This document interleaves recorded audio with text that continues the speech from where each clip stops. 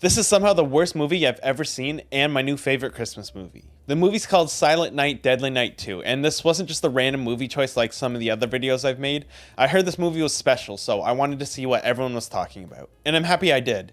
Now this is a sequel, but I was told you didn't need to watch the first one, but I wanted to anyways just to get the full context, and that was a mistake. There was no need for me to watch the first one at all, and it's not for reasons you might think. I'd actually recommend not watching the first one. Don't do it. But I'll get to the reasons why soon. The movie gets pretty violent, so if you see any blurring or weird cropping, that's why. It's just something you gotta do for YouTube. It's a YouTube thing! The movie starts off with our main character Ricky in an interrogation room. It takes forever to get started. These guys were clearly in the middle of a staring contest when the camera started rolling.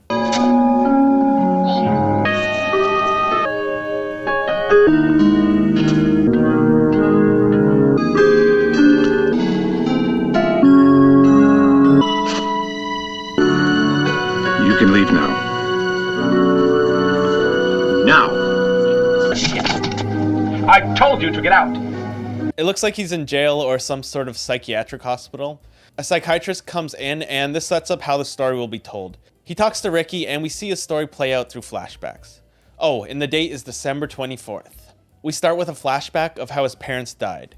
Now something looks familiar here. This is a scene from the first movie. Okay, fine, sequels do that. They show a short recap sometimes just to remind you what happened if it's been a while. But it's usually just a few minutes just to catch you up.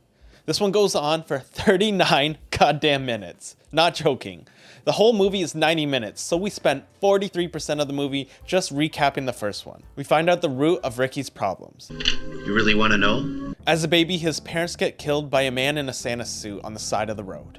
His older brother Billy is there as well, who is the focus of the first movie and therefore the first 39 minutes of this movie.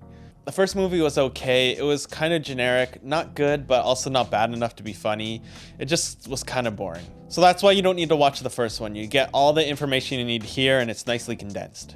The boys were sent off to an orphanage run by nuns, and one of the first things that happens while they're there is Billy comes across two people having sex. I have no clue who these people are or why they're doing it in an orphanage, but the nun walks in and starts beating the sin out of them with the man's own belt. Billy also gets beat with the belt just for accidentally walking in on them. She was naughty. We then skip to Christmas Day. Billy doesn't want to sit on Santa's lap, but the nun forces him, so Billy gives Santa a Super Mario uppercut. Time jump, and Billy is now 18. And for some reason, he takes a job as a mall Santa. And he's really good at being Santa. I don't bring toys to naughty children. I punish them severely. He's great, isn't he? The mall is having a Christmas party, and he sees two people heading off to find a more private place. He learned from the nuns that that's a naughty thing to do, so he follows them. The man starts getting too aggressive with the girl, and she tells him to stop, but he doesn't. Luckily, Billy is there to save her. He one-handed picks up the man like Michael Myers and chokes him out with Christmas lights. The woman must be so thankful, right? No, she says this. Bastard! Crazy! So he's forced to kill her too. Maybe I just misread the situation. I guess that's how foreplay was in the 80s. At this point, he's on a roll, so he just goes to town on everyone in the place. He then goes to a random house where he kills the couple living there, which I can't show too much of because they were pretty much naked the whole time. He does slam the woman onto deer antlers, which are mounted on the wall. His next move, of course, is to head back to the orphanage, but the cops are anticipating that. They meet him there and shoot him before he gets the chance, right in front of Ricky. Unfortunately, they got the wrong Santa. It was old man Kelsey, the janitor. I'm sorry for what happened, but there is a killer on the way here. Poor old man Kelsey, they really didn't give a damn about him. Billy shows up and heads right for the old nun, and now he gets shot for real. Again, right in front of Ricky. He dies for real this time. We are finally at the end of the recap for the first movie. And once again, this is why I don't recommend you watch the first one. Having seen the first one, I was getting so bored at this point, I considered quitting. But I'm glad I stuck around because this is where the movie gets insane. This is crazy. Ricky is now recounting the story of his life and what got him sent to the hospital for the criminally insane. He talks about the time when he was a teenager and he saw a couple together in a field. The guy's doing a bit more of the 80s foreplay, if you know what I mean. She manages to fight him off, but Ricky decides he needs punishment. He repeatedly drives over him in a Jeep and the woman says thank you, so he doesn't hurt her. Thank you.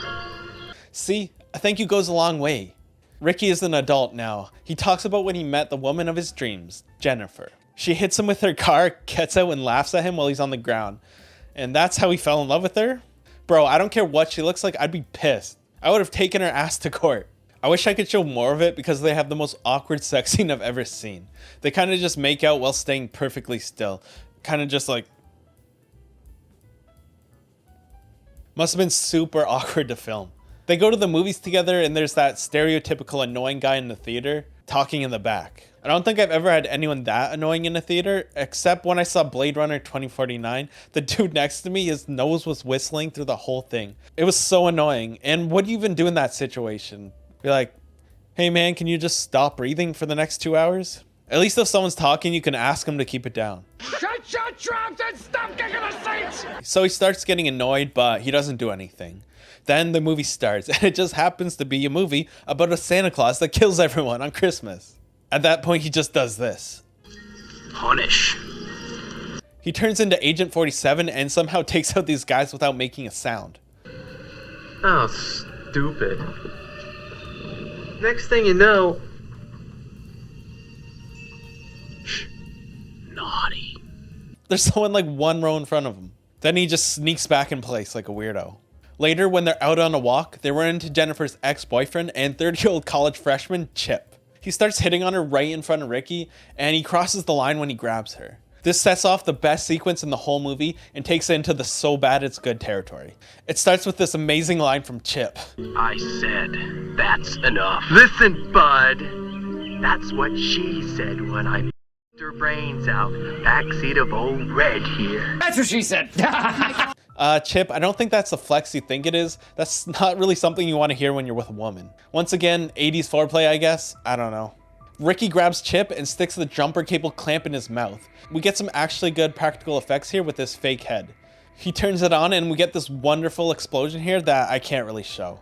Jennifer loses it on him and starts yelling, which is when Ricky snaps and chokes her out. A cop suddenly gets out of his car and tells him to freeze. He must have just been chilling there because we don't see the car roll up and we don't hear it either. Ricky must have been watching those viral self-defense guru videos because he turns the weapon on the cop with ease. He goes on a spree now, laughing maniacally. And here's when we get my favorite line from the whole movie. Garbage day! Huh? No! They follow horror movie rules here and let the kid go. This next part, I don't know if it was intentional or not, but just take a look at this stunt. The car gets so close to him. There's no way they planned that. I think the car was supposed to hit it more straight on and then ramp off to the right, but it must have hit it at the wrong angle and just took way too much of a right turn. Like, that was dangerous. That could have gone way worse. It did look pretty cool though. The car blows up and Ricky walks away laughing maniacally. He gets surrounded by police, so he threatens to off himself. He pulls the trigger, but it's empty. No more bullets. We're back at present day, and remember, it's Christmas Eve. He escapes the hospital, and we all know where he's going.